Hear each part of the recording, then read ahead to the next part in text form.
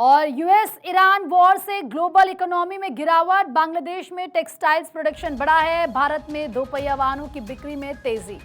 तो अब बात हम कर रहे हैं मार्केट की। यूएस ईरान वॉर से ग्लोबल इकोनॉमी में गिरावट, मार्केट एक्सपर्ट आकाश जिंदल जी जुड़ चुके हैं। आकाश जी, जिस तरीके से वॉर चल रही यूएस ईरान के बीच, इससे ग्लोबल इकोनॉमी में गिरावट दर्ज हुई है और भारत की बात करें तो दोपहिया वाहनों की बिक्री में तेजी, क्या है आज का मार्केट मंत्रा?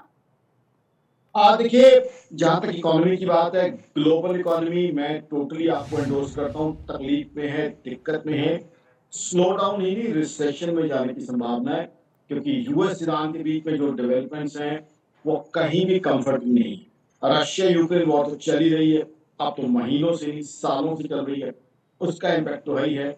और यूएस ईरान वॉर, खासकर स्ट्रेट ऑफ हॉर्मुज का इम्पैक्ट पूरी ग्लोबल इकोनॉमी पर पड़ रहा है। यूएस ने काफी इसमें जो है खर्चा किया है, पैसा लूट किया है। रशिया और चाइना क्या रोल प्ले कर रहे हैं, अगेन क्वेश्चन मार्क्स आ जाते हैं।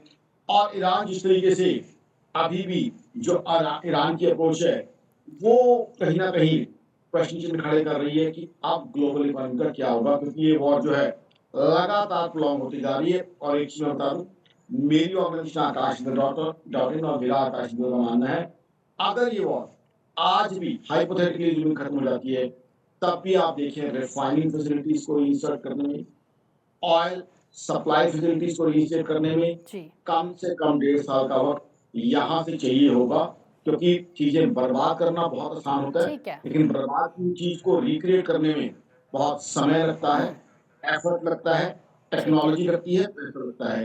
तो कहीं ना कहीं इस वॉर ने ग्लोबल इकोनॉमी की ग्रोथ के ठीक ऊपर है।